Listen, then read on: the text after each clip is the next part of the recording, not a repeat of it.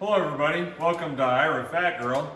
Today I want to talk about the Escapod. We bought our Escapod and we are running it behind our Jeeps and our Pro X4 Nissan. The Pro X4 Nissan is the only one with a 7-pin connector.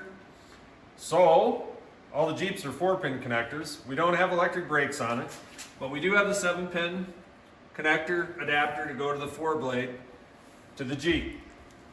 Well, the Escapod comes with amazing LED backup lights, and we couldn't utilize them because we got a 4-pin.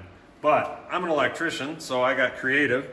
At the 7-pin junction box inside the Escapod, see the switch on top here.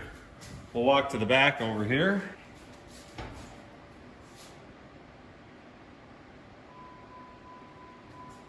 So as you can see, tail lights are on.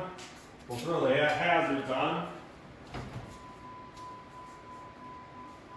Lights are flashing.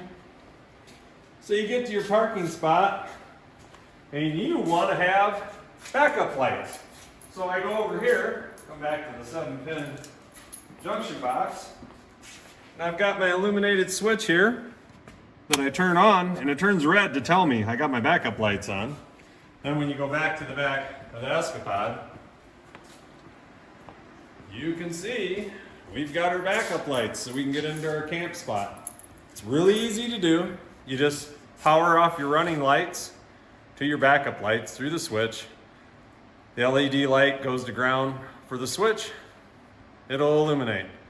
And that's all you got to do to make a 4-pin work to get your backup lights. Have a great day.